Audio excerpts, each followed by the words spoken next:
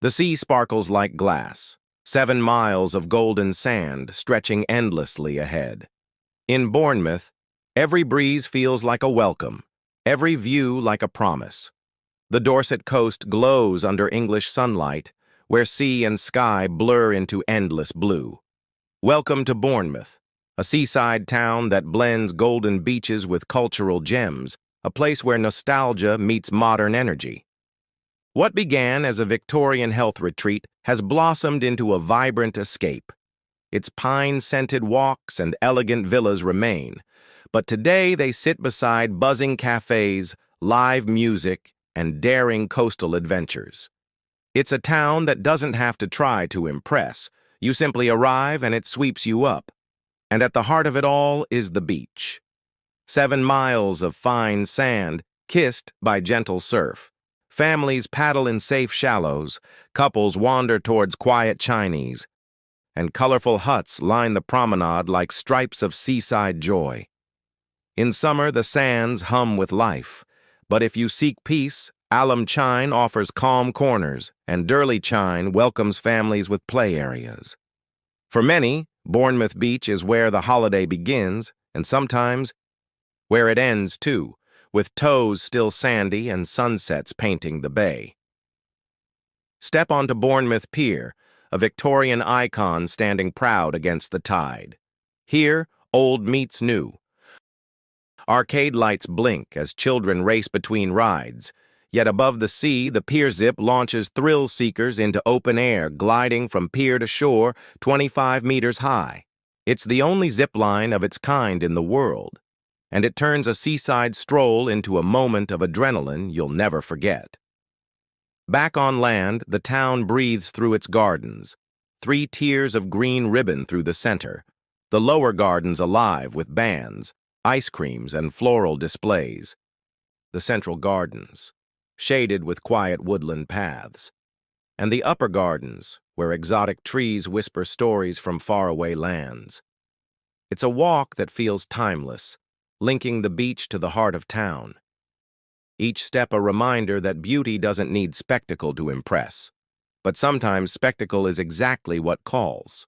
East of town lies Hengistbury Head, a wild headland carved by sea and history.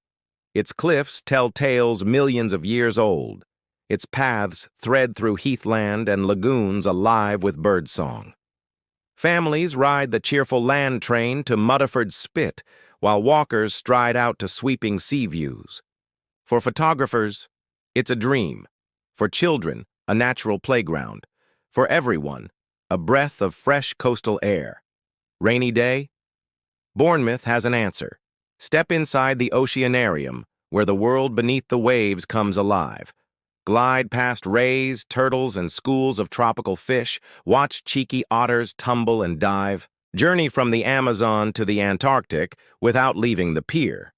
It's immersive, colorful, and perfect when the weather turns. Beyond the center, Bournemouth's districts each carry a flavor of their own.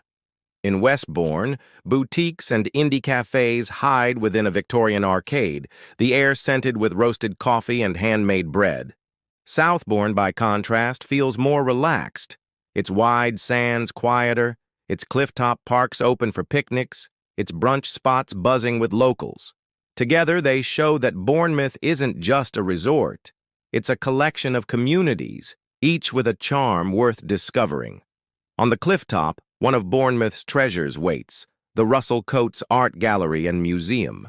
A villa built as a love letter to art and travel, it brims with treasures collected by Sir Merton and Lady Annie Russell-Cotes.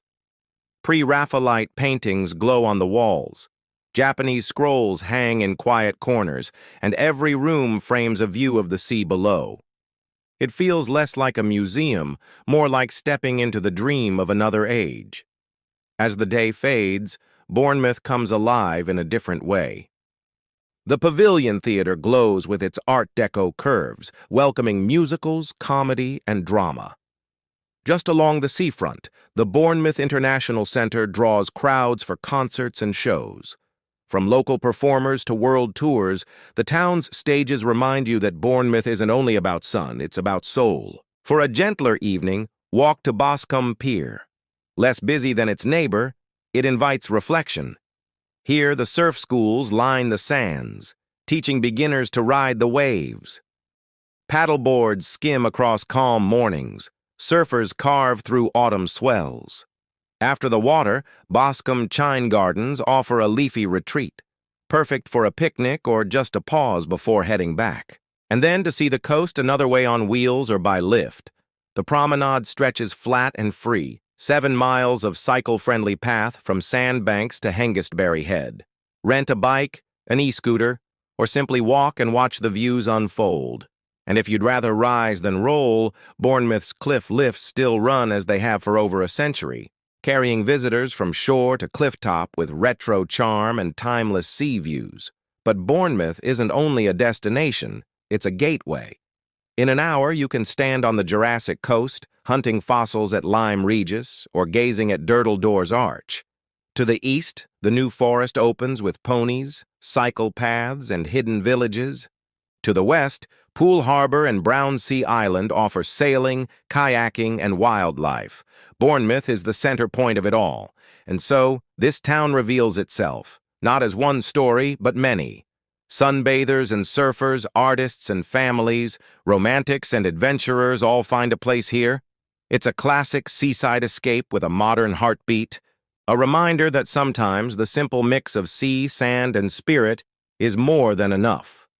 Whether you stay for a weekend or a week, Bournemouth welcomes you with open skies and endless horizons. And when you leave, the waves will still be waiting.